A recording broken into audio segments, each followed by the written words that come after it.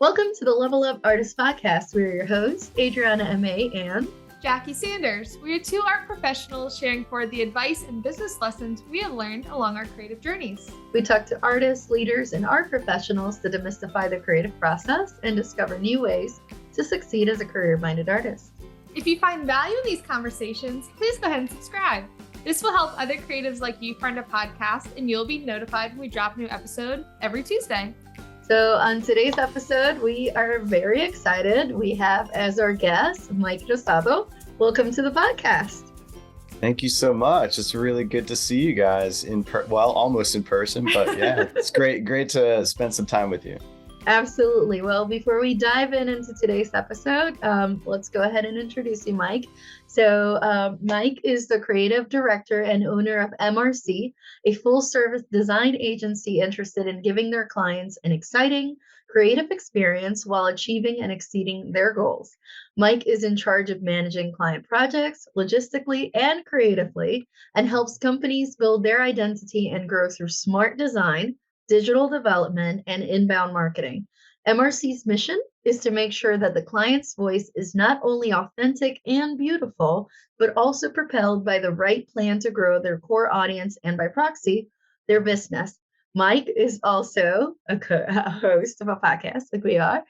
He hosts the Pencil Pushers podcast, and he's passionate about the Burny Wild's adventure sauce, which we'll definitely have to talk about more, and the fun branding and materials that go along with that brand. So again, thanks, Mike, for joining us on today's episode. Yeah, ready to get into it. Yeah, so we actually met a few months ago now. I mean, are we almost pushing a year? Yeah, I think it's pushing a year. Yeah, time flies. At a First Friday event, Mike had come down to our studios, got to talking, and of course, talking about art and business and podcasting. And it's so much fun being able to connect with other podcasters and hear more about your experience with yours. Yeah, definitely.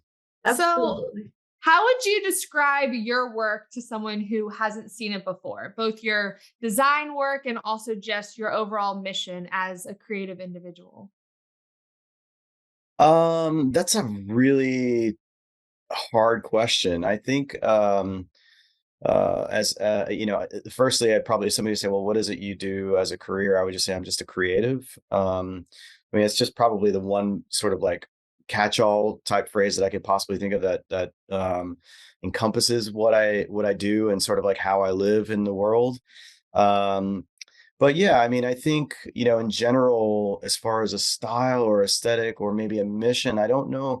I think maybe one way to describe what I do is maybe two ways. One is I want to create beautiful things. I want to be able to create a more beautiful world. As a creative, um, I think that I needed to really think deeply about like what it is that I want to do. And I think in a generalized way, because I love many different aspects of life, it's hard to put it all in one box, but I would say that I want to create beautiful things and put them into the world and express them into the world. And then the other part of that is I really love helping people. And I think um, that's a big part of my DNA. And I think I use my creative output, my creative abilities to help people a lot of times. So even if it's stuff that I do on my own, maybe I'm helping with bringing a smile to somebody's face, or think about something more thought provoking than maybe they would have thought of before. And but I really think that just like being open to new creative experiences is really important, and then finding ways to help others within that path, I think is probably what I try to do. Yeah. And within that, would you say for the most part, the work that you create, again, for folks that might be, listening in, if they're watching on YouTube, there'll be links and everything. But um, would you say it's mostly digital, what you're creating? Digital art? Yeah, I mean, like, to put some more specificity on like sort of like the technical parts. I mean, I am an illustrator, and I would say that's probably, you know, my biggest love. And then design is very much tied to that. I started out as a kid wanting to be a Disney animator. That's what I wanted to do. And then when I got out of college, I just, unfortunately, like Pixar just totally took over. So it was then become like digital animation took over for the hand drawn stuff. So, but that's what I wanted to do. So I'm definitely an illustrator, more sort of like pencil on paper type of person. But as a designer, and like when I got out of college, I realized that I needed to get a job that was going to be, pay some bills, and because I love to eat, that's very important to me. Money was, was a necessary component of that. So I found a job where I could actually draw, and then through that, I actually learned how to use the Adobe products. I was sort of like I was very, like I don't want to have anything to do with the computers. It's just me. I'm an artist, and that's what I want to do. It's all Old tactile school. stuff. Yeah, totally. Analog. And yeah, and but the beauty of it is that my background actually, because I went to SCAD, I went to Savannah College of Art and Design, um, because I learned about the sort of like physical art, like the way to do that. It actually helped me become a better designer. Yep. So as a graphic designer now, with my branding studio MRC, I was able to really get to not only hone my skills as a brand designer, but as a graphic designer. And now the advent, like now illustration is just so important these days that Mhm. I'm more excited about what I do now because 10, 15 years ago, like illustration work was just not nearly as popular in outside of its own realm. But now it's integrated so much into graphic design, I really feel like I have a chance to combine both of those forces, and not just a chance, like I'm doing it all the time. So Mhm. even when I'm doing like vector digital work, there's still an illustrative component to it. And so it's a really, really exciting time to be a designer, particularly if you have an illustration interest or even further expertise. So it's awesome to have those two like working in Talk to tandem each other. together as a brand designer now. So yeah, does that answer your question? Yes. Okay, cool. Yes, and more, because it actually ties into the next question I was going to ask, which I already Yeah. answered, was regarding how you got started in graphic design, going to SCAD and everything else. And kind of like, did you always want to be an artist growing up, which you just answered yes. But I like that you mentioned how, yes, you might have grown up with pencil and paper type of Hmm. thing. But honestly, at the end of the day, even if you're going to be doing digital art, I mean, a lot of the concepts are the same, but you got the practice early on, before you had to move into digital. And even now, you can still do it pencil and paper, or even a tablet, and vectorize Yeah. later. So, Yeah, definitely. And I guess maybe a point I didn't really like hone in on is the fact that when you have that um design background, or as an artist, you learn how to form uh even as a painter like yourself, right? You still have to figure out how to move elements of your image that you're creating to tell a story. And that's really not that different than being a really good designer, is figuring out how to take those elements and put them in an interesting way that makes them want more or yeah, draw them in.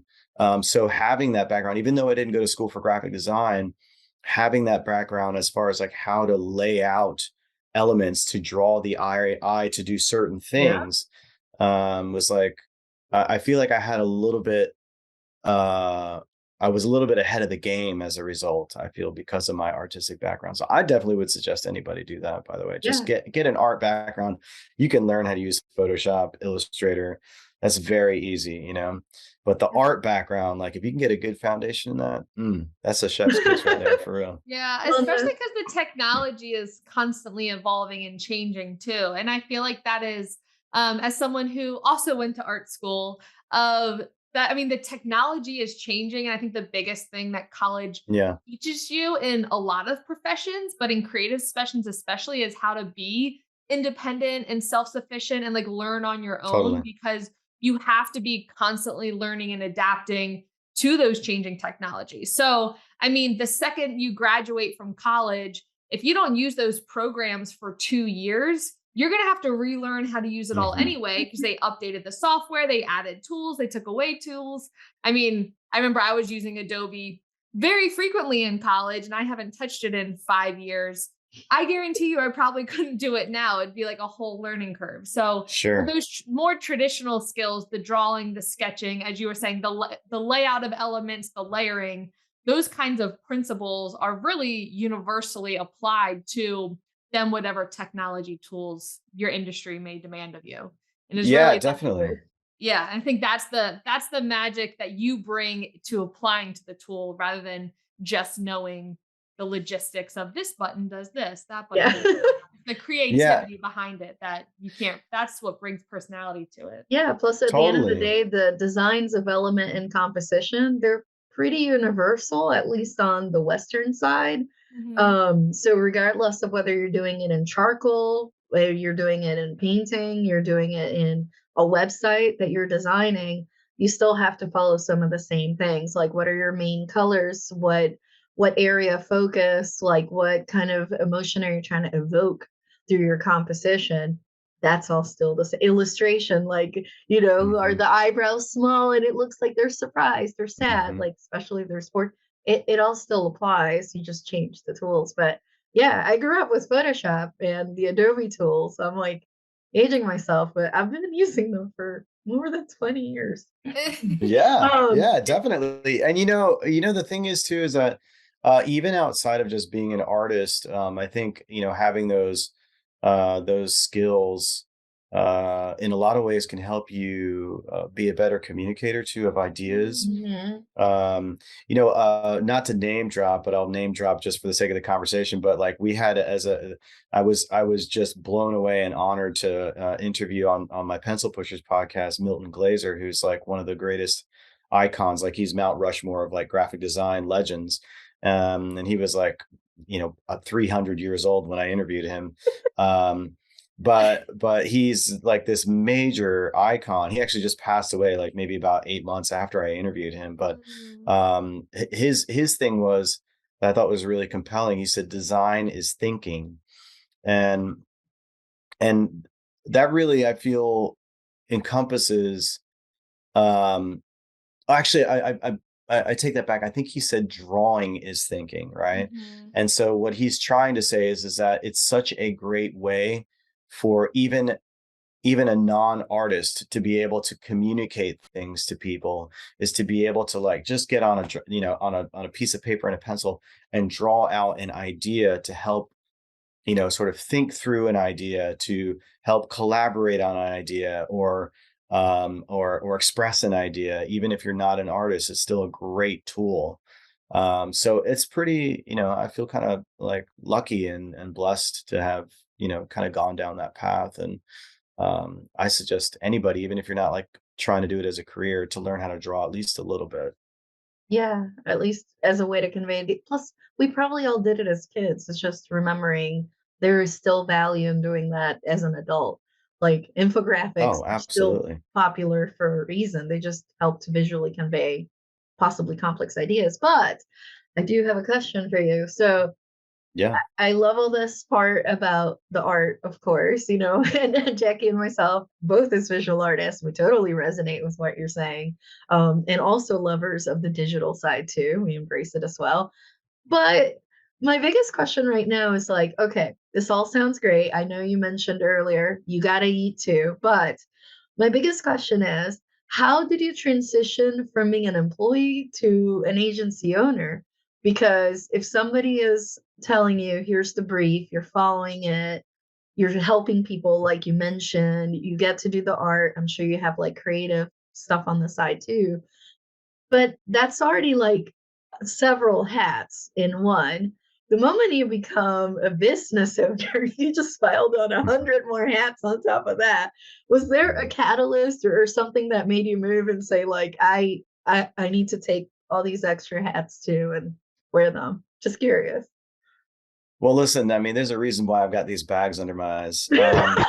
But But yeah, for real, I think it came from my own, and I think many artists are like this. I don't think it's certainly not exclusive to artists, but I think artists in general automatically have an entrepreneurial spirit about them because they want to create things, and that's what entrepreneurs do. And so, creating a business is an extension, and because I don't like to hold myself down to I just put pencil on paper.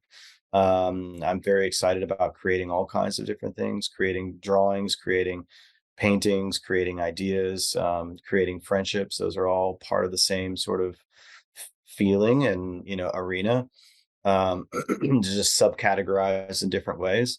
But for me, I've had a rebellious mindset ever since I was a kid.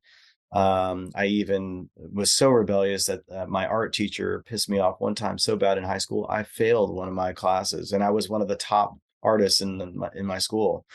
Um, so I had an issue with authority a bit. Not that I was a bad, like, people loved me, my teachers loved me, even though they were pissed that I was not applying myself well in school.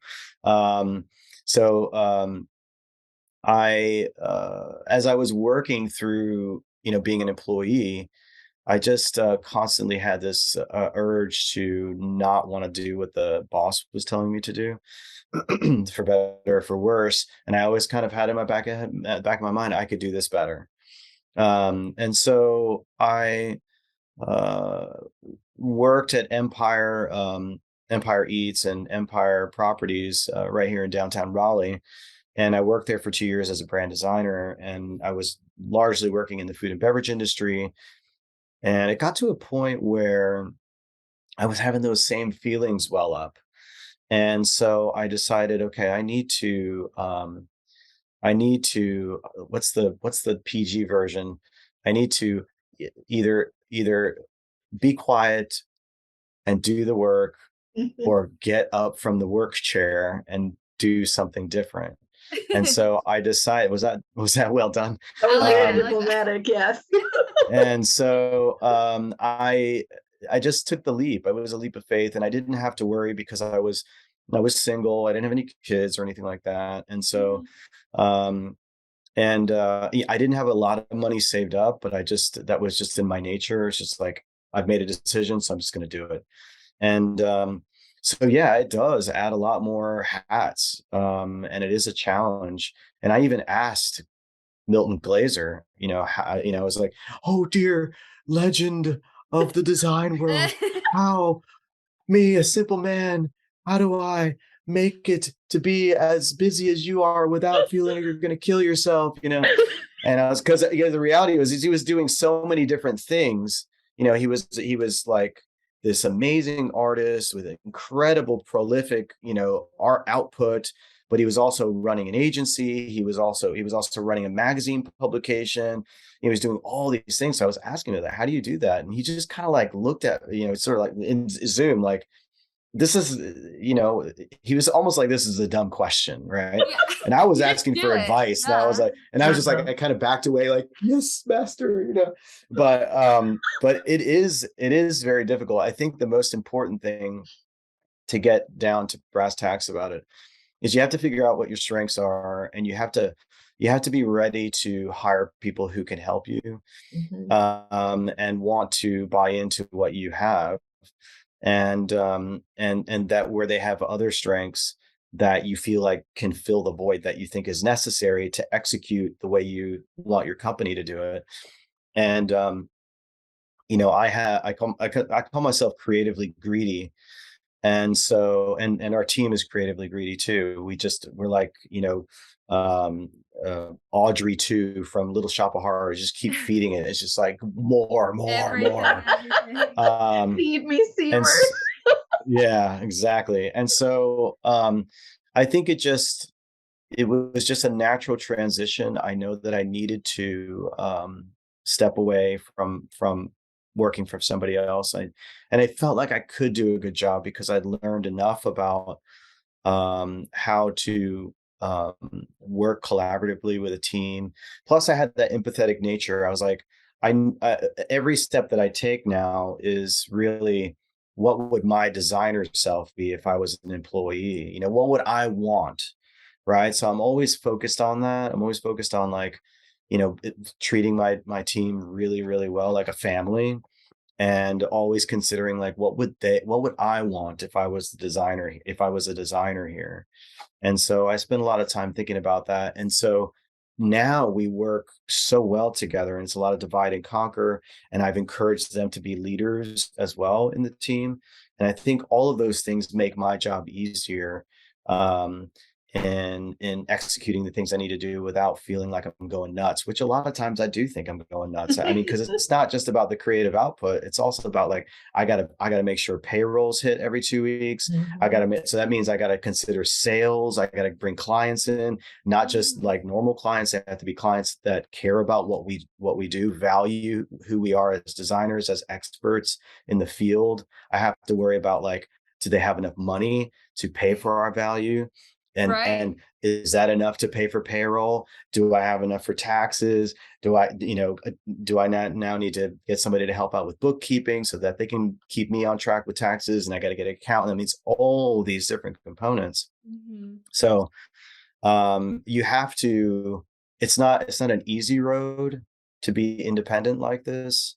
But I think if you really love what you do, and if you love people, and if you care about people, it's very easy to feel safe. It's not to say that it's a safe route, but I think there are some intrinsic values that you need to hold on to really closely. I think you need to be considerate of other people's feelings, while also keeping the ship going, because Yeah. you can't bend over towards everybody's feelies. You know what I mean? Like, you have to like, you know, Break you as you move forward, you learn, you listen, and you try the best you can, and also having humility to know that you're going to make mistakes and put that out there. Like, I may be wrong. We're going to try this. Mhm. Like even Bernie Wilds, I've said from the beginning, this is an experiment, and I still call it that. It's not a finished product. It's an ongoing journey. Life is an experiment, and we have to be okay with making mistakes, and we have to be able to fess up to them, be honest about them, share that with other people that are involved in that kind of situation, and it makes it feel very safe in that way, even though we're walking on unsafe territory a lot of times, because there's a lot of unknowns when you have your own business. Mhm. And even as a freelance artist, there's so many unknowns. You're pretty much like, every freelance artist is a business owner. Mhm. So small or large, it's always pretty complex. But I think if you hold on to good principles, on human principles of being good people, good listeners, good reflectors on what has just happened, seeing how you can improve and move forward, I think those are really important. Yeah, and I think that is, I mean, such a powerful message in terms of always remembering what it feels like to be the employee for this company, asking yourself, okay, if I was working for me, like what do I wish my boss would do in this situation? Or what do I Yeah. wish my design team would do in this situation? Thinking of that, but as you said, like also being aware of having empathy and understanding and listening to everyone while also thinking what the good thing for the team is also what's good for the company long term, because Yeah. you can try to be understanding and empathetic and lean favors here and there when you can, but ultimately if that's at a sacrifice to the longevity of your company, that's not going to help anyone of Yeah, making sure that the exactly. payroll is hit and those long-term goals as well. And it's so it sounds like really from having that experience of working at an agency and working with other teams as the employee, I always think of that within my experience of it. It teaches you a lot of things about running a business from being an observer, as you mentioned, of, oh, like I would do this differently, or I'm not sure if that's the choice I would have made, but I'm just the employee, just observing. So now you're in that role where you can apply those lessons in a different way. And so I'm curious, you were talking about your clients that you now serve and have in collaboration with these things of who is your ideal client and what kind of projects do you do for them? Ideal clients are, I gotta say, a lot of times it's not necessarily industry driven. I really admire, and it's unfortunate to say that they come fewer than I would hope. These types of clients, which are clients um, that really care about what you're doing as a collaborator with them. I want to work with clients only. Our desire at MRC is to only work with clients if we could have our primary, source that care deeply about who we are as brand experts, who value our advice, and care about the project as much as we do. And I got to tell you, that doesn't always happen. It's remarkable how many times we've worked with businesses where they're willing to spend so much money, but they're not willing to spend so much time. Hmm. And I think that is uh, potentially a fatal flaw in the mindset of a lot of business owners. Now, I say that very carefully because as a business owner myself, I feel like, like, okay, I got my body, and then there's the chicken head that's like running around over here somewhere. You know what I mean? Like, I'm constantly doing that. You know what I mean? So I'm definitely empathetic. But at the end of the day, we are very passionate about what we do, so we want our clients to be that way too. And that makes it fun for everybody. You know what I mean? Like, we're Yeah. a fun team. We're a lot of fun to be around. We're very fun to work with. And we get really excited about projects. And it's a real downer when you meet or you start working with a client that's willing to spend money but not willing to spend the time. So I think that's the primary number one, like, I would say that's the number one thing. And then obviously it's nice to know that they value the cost to get that done.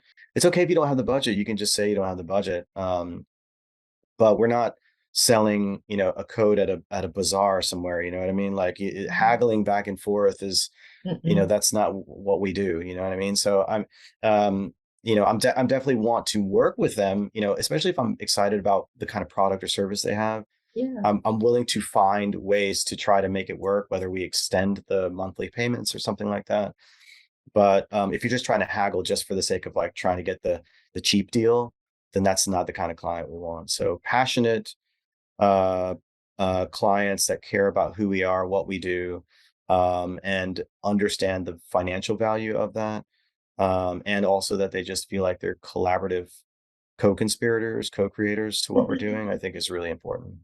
Yeah, as you said that, I'm like both of you. I went to business school, not art school.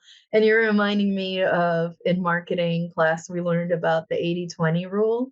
And it was basically like it applies to almost anything you can think of, which is kind of ridiculous. But it would be like 80% of the clients you service are not the ones you want, but 20% are. And then same thing, like if you look at your numbers, 20% of your more like customer base brings you 80% of your income. And the other Hmm. 80% just kind of adds up a little bit at a time. Anyways, you Sure. just my brain just got stuck on 80/20. Like that sounds like an 80/20 problem. Yeah. But I mean it makes sense. You gotta pay the bills. So there's gonna be some that are gonna be a little more difficult to deal with, but Yeah. they pay the bills and they help with the payroll. So you just, Yeah. I I mean, guess you and the cherish hope is more that, the ones you like when they come along. oh, totally. When you get that diamond in the rough where they're willing to spend good money and care about what you do. And it's not to say that it's that rare. It's just that it's frustrating to see how it's not that it's that rare. It's just um it is, you wish it was More less rare often. than it is. Yeah. Yeah. Maybe Yeah. over time. Who knows? Yeah, Yeah, yeah, it'll yeah. I be mean, we're part of it. discovering because we keep getting bigger and bigger projects, and I think it does change as things go by, but it's complex. We're working with a bunch of business people that are very busy, and it's just how it goes. Yeah, it makes sense.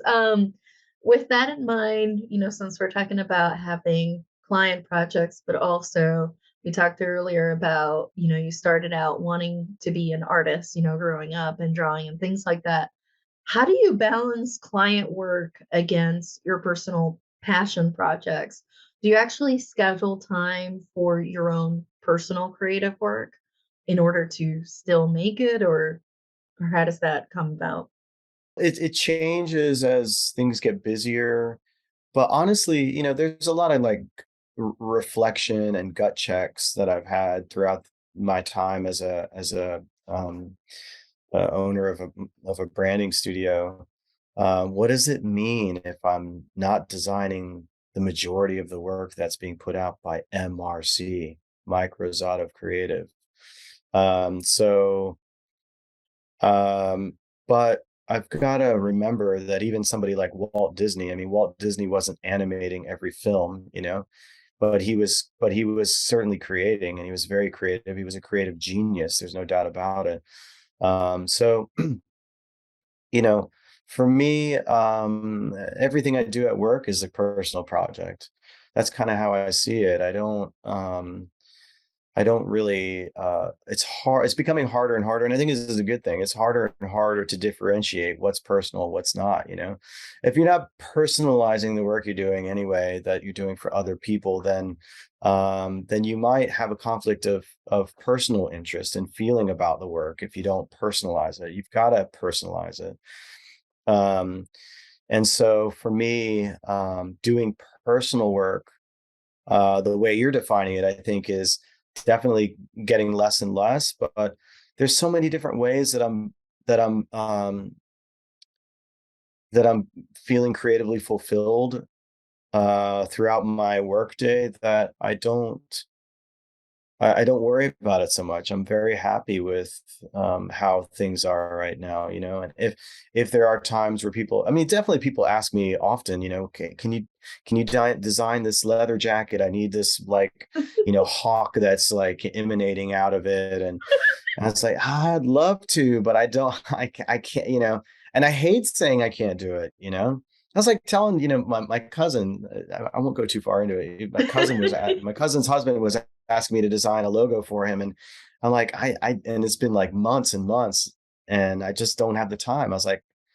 my dad's even asking me for business cards, my dad, and I haven't even done that yet. You know what I mean? So you just have to do the best you can. I mean, but anyway, yeah, I would say like every day figuring out a way to personalize your business work, I think is a good move.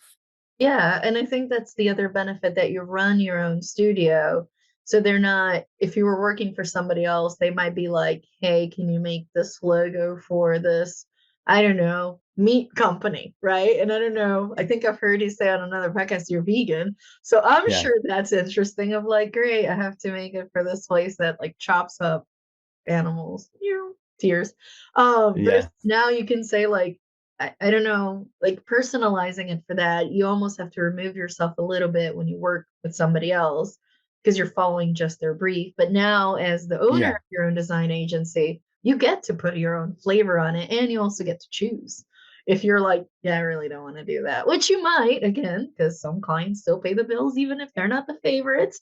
Yeah. But at least you get to say they're coming to me, not for the brand of somebody else. But with that, something you mentioned earlier was regarding like busy seasons, and that sometimes if you're a little busier than maybe some of the non-work creative job, maybe let's just call it that instead, non-work creative fun stuff to do, might be a little bit harder.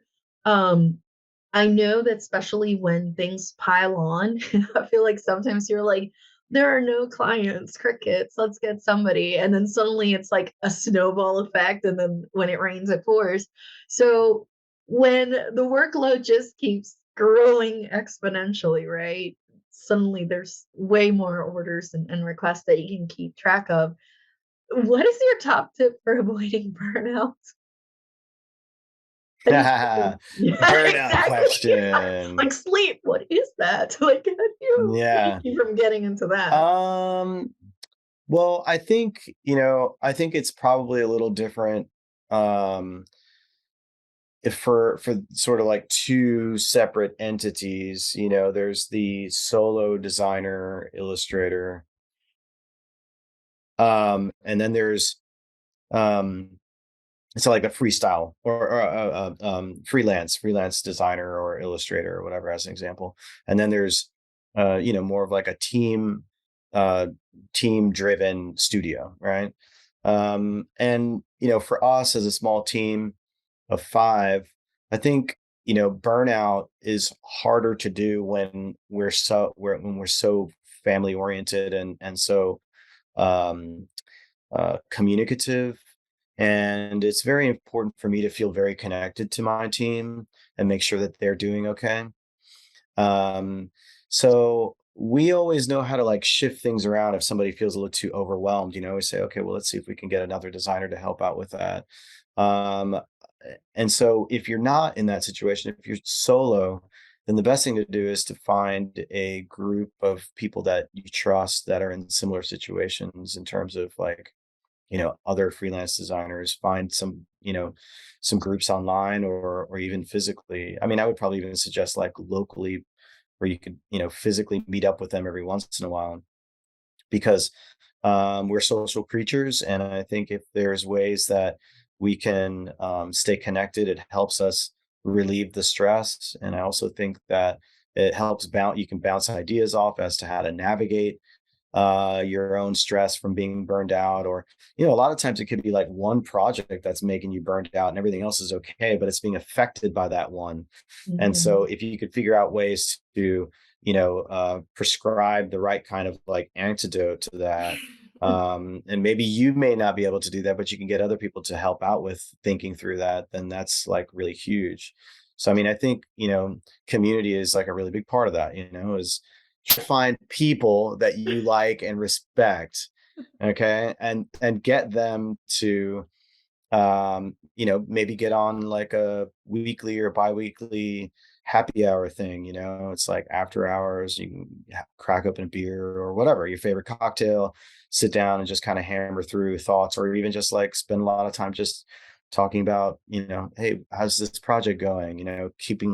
Giving you the ability to encourage others and sort of like detox and all that kind of stuff, and vent and all Yeah. that kind of stuff. So yeah, Yeah, that's I what feel like I would that definitely suggest. goes a long way. I know Adriana and I have both found that having community facing studios, but even before then, us becoming friends and having each other, we, especially during the pandemic, started having these like weekly check ins. And so, like every Monday, Yeah, we would get on a phone call.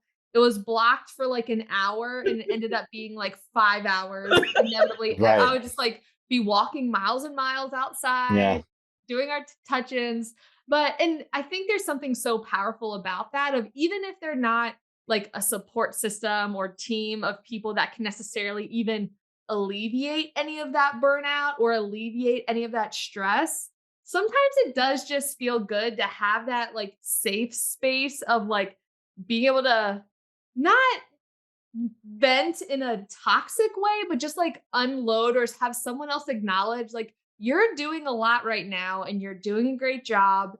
And being overwhelmed is normal and makes total sense given what you're doing. That can be so helpful, just relieving that stress. Adriana and I have this saying that it's kind of become this like known thing with artists on our podcast now, of like becoming crispy. So it's like that stage right before the burnout stage. Like you put cookies in the oven and you have like that 10-second window of like, if you leave them oh in the yeah, oven, it's gonna burn. But, like, if yeah. you're getting crispy, and so that's kind of our internal Our dialogue right code. now, like, how you feeling? You're like, "I'm nearing the crispy stage, like, I need to do something. I need to, like, So I'm offload." still warm and soft in the middle, but Yeah, this starting I'm to get a still little chewy and starting good. to get crispy right around here. little crispy, Exactly. but I feel like as a business owner, especially as a creative, being so aware of that, because like you were saying earlier, so much of the value and power that we bring as creatives of drawing is thinking. Being a creative is being able to have your mind as your tool. So if your mind's not fully there, if you're getting to that burnout crispy stage, it's like, all Yeah, right, what's the action plan? Okay, I need to offload 20% of my work. Let me look yeah. at the timelines. What do I actually have to get done and what can wait a week? Because if I don't pull these cookies out of the oven now, they're all going to get They're burnt gonna and that's not burn. gonna be good for anyone. Yeah. No, no, nobody likes burned cookies. No. You know, Yeah. one thing that was really huge for me, I got to be honest, was when I learned Transcendental Meditation, which taught me how to Ah. meditate for 20 minutes with this mantra. It Ooh. changed, literally changed my life. I was like having a lot of stress a few years back, and I was having these heart palpitations when I'd go to bed. In particular, like it was Ugh. really scary, really like irregular heartbeats, and I was like, oh my god, am I having a heart attack like already? Like I'm a pretty healthy guy, you know. Um, but I wound up like going to the doctor, and they didn't find anything wrong. They did all the kind of EKG readings, and it was inconclusive. And the doctor was like, "What?" The cardiologist or heart doctor. I think there's two different versions. Anyway, a medical doctor who talks about heart stuff basically was like, you could leave this office right now. I don't see anything here, but you can leave this office and you can fall flat on your face and have a heart attack. That's just the way life is. And even though that's dramatic, I mean, it kind of made me feel better. I was like, okay, well, that's true, but it didn't really help anything. And then I wound up taking a course or a class, or it was taught Transcendental Meditation, and I was given a mantra. And then immediately after that, I stopped having the heart palpitations that I would have every day, and never returned. And also, like every time I start feeling really stressed about the day, because I take on so much, and I'm an empath, so I take on a lot. And I started doing TM, and I'd do that for 20 minutes, and I could feel my mind is just going thought, thought, thought, thought, thought, thought, thought, thought. And then like, I'm like, God, I know I've been in this like 15 minutes and I'm still got all these thoughts. And then by the time like 18 minutes, 19 minutes comes in, it's like all of a sudden the clouds just kind of go away, and it just feels nice and warm in my mind, and I feel relaxed, calm. It's just amazing. So I would suggest anybody look into it. There's like local places you could get, taught about that. So I don't know if that's value to anybody, but to me it was. And I just like I would preach to the mountains. Like it's amazing for people who have high stress lives or whatever, or have anxiety. I think I I'm a big advocate. So Wow, I relate with that so much because I used to work in investment finance, and sometimes, depending what the market was doing, the season, I had the same thing. I would wake up in the middle of the night, just the heart racing, like, oh, yeah. I have to do this. This email, did it come in? Did the client did this? Did the trade Hmm. go through? Like, there's millions of dollars on the line. It's just like, Oof, ah. And it got to a point, like, luckily working for myself, to have stressful times, yes, but other artists, not I like learned it that. from them. They're like, it's not heart surgery. Like, as a self-employed person doing art, which is important to the world, don't get me wrong, it is Hmm. as important as Yeah. eating, honestly, like as important Hmm. to as other Hmm. forms of art and Yeah. entertainment and fulfillment. It's not life or death. So when that moment comes in, it's like, no, it's gonna be okay. It's manageable. Like Jackie was saying, like, what can I move till next week? I can't let the overwhelm just sink me like a tsunami wave. Like it Yeah. just I need to float up. I gotta unload some stuff. But with all that, as we near towards the end, Yeah. because those are Yeah. some great tips. So definitely something to look into, different kinds of meditation.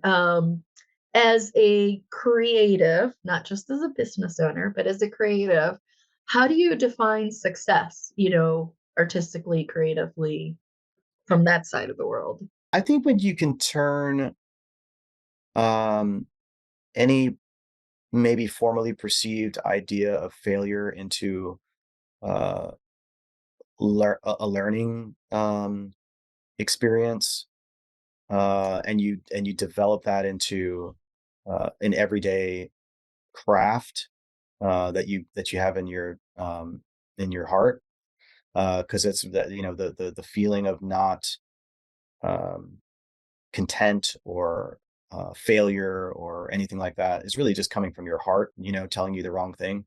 That's just from past experiences, childhood, etc.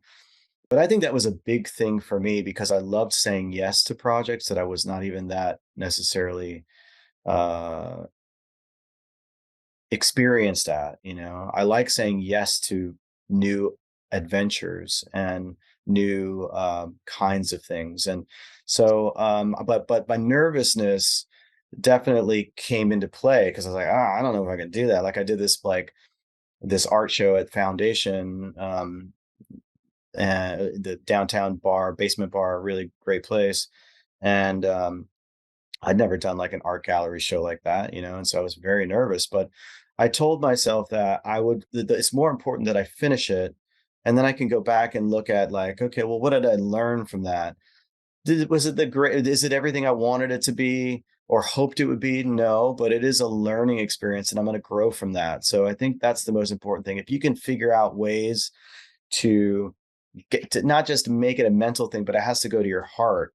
In other words, it's like it's not just a mental exercise, it's a belief now that I know that if I just go back and think about like, okay, it's not a failure, it's an experiment, an experience that I can say, I've checked that off, I did it, I said I would do it and I finished it. And now what did I learn from that? And it's more about that. Then I feel like that's the true artist way. That's like the way how you can uh, transcend you know into new phases of your art realm a lot of times, because that's where you're not afraid to like get in the jungle and get messy, you know what I mean, and like not worry about making those mistakes. You're just like, no, bug bites, all right, itchiness, what's that crawling on my back, and it's more about just the adventure of doing it, and then figuring out, well, what can I learn from that. I love it. It just reminds me of I don't remember who said this. I've heard it a few times. Discomfort is the currency of change. Like you have to Hmm. go through the bumpy parts to get to the good stuff, just like Yeah. everything else, including painting. Definitely with painting. Yeah, and I've heard people say, human beings are just so terrified of pain, and if we can get beyond that, then we can actually do a lot of growing in a real Mhm, positive way.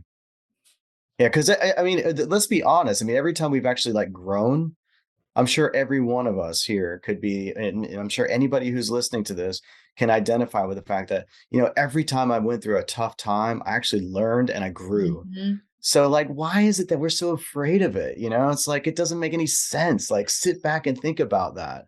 Yeah, like You're going to grow. we've Yeah. all survived our hardest days. And so it's like you're here, Yeah.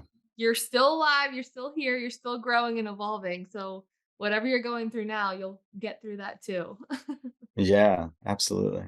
And so what is one piece of advice that you wish you had heard before you got started on this big creative journey? That it's always okay. And, you know, bad experiences or tough experiences, in your artistic journey are usually like clouds in the sky. They hang around for a little while and then they move on. Mhm. Um, and that maybe tied to that too is that life is a journey and the artist life is a journey. Um, and it's not always perfectly planned. It's like John Lennon said, life is busy. Life is what happens when you're busy making other plans. And I think if you just become okay with that, it's okay to have, to walk down the path, the unbeaten path, right? And enjoy that. Learn to enjoy that, even the rough spots. Like that. Ooh, I like that a lot. Um, all right, one of the questions we like to ask everybody. So, $100 gets handed over to you. What would you splurge it on or invest in? It has to be something that brings you joy and relates to your art or business. Oh, it's probably just straight up art supplies. Any supplies in It's- particular? Yeah, well, they'd have to be like non-digital. So because I ain't getting nothing that's worth value that's less than $100. So we're talking lots of good notepad, drawing pads, pencils. I like to experiment with different kinds of like markers and like new things, different kinds of ink pens and colored pencils. I started getting into gouache a few years back because I realized that a lot of like my favorite mid-century illustrators were using gouache, and I was like, "What's a gouache?" I Yeah, had gouache is no a idea. unique material. Yeah, I mean, it's kind of like it's basically like it's like acrylic kind of. Yeah, the Um, drying consistency of it can be a little temperamental sometimes. yes, definitely, definitely. But I would say like I'd take that $100, go straight to Jerry's Artorama, and just go splurging over there on pencils, papers, pens, markers, colored pencils, things like that, and I'd have a great time. All that tactile art supplies. I love it. And Well, this is the my moment too where you're like, oh wow, here's why we're saying this, because we're sending $100 to all of our guests for spending time with you. Wait a minute, what? tempting, tempting. Dude. Okay, we'll Once send we you the get invoice for the for anybody that tries to make that claim. once we get Jerry's Wow. Artorama to sponsor this podcast, then we'll send you that gift card right over. So start That writing sounds letters amazing. Yeah. for Level Up Artist podcast sponsorships. Yeah. There Maybe we go. one day. When we start, you'll be the first person we send money to. Woohoo. Awesome. Well, Mike, what upcoming opportunities are you looking forward to, and how can our listeners stay connected to you after they listen to this conversation? Opportunities. Well, one thing we're doing right now with Burny Wilds. So it's not Burny Wilds is not just a sauce brand. We definitely have all kinds of other things like comic books that I did and different pieces of artwork. And one thing we're doing right now is we're doing a 50 state poster campaign. We did 50 custom designed posters for all the different states in the country. And all the digital downloads we're doing right now, $2 goes to they're only $2, and every dollar goes to the National Parks Foundation. Nice. So that's really cool. And we're getting ready to do some more promoting for that now, because the past 30 days we did all of the artwork, and now we're going to spend the next 30 days promoting it. So, so that's going on. I'm really excited about that. And then as far as where you can find me, is that what you was at? Is that the second part of it? Yeah. So, my website is my brand studio website is mrcraleigh.com. Burny Wilds is BURNYWILDS.com. And then I have the Pencil Pushers podcast, which has all kinds of like internationally known people in the hand-drawn arts like Lisa Congdon, Milton Glaser, Mary Kate McDevitt, muralists, cartoonists, animators, and the like. So, and then you can find me on social at obviously their channels, but also my personal one is Kim Odasser, which is basically Mike Rosado backwards. So That is awesome. One question about the sauce, because I'm thinking as the holidays come around, there's yeah, there's a few people that I'm like, I think this would be a great gift for them. I agree, by Is the it way. actually, is there a non-hot sauce version of this thing? Or are they all like from mild to super hot? Real Well, quick. there's only one flavor, and the good news is that it's not a hot sauce, it's a heat sauce. Okay. So it's Okay. it's not going to burn your mouth, but it does have some kick. I mean, it's basically Chipotle forward, so it's got some heat, um, but it's definitely not trying to burn people's mouths off. So I think Perfect. it's like people absolutely love it. It's very versatile. So if you're okay with that, and I'm sure some of your friends might be, then burnywilds.com. That's what I would have to And say. it is a vegan sauce, right?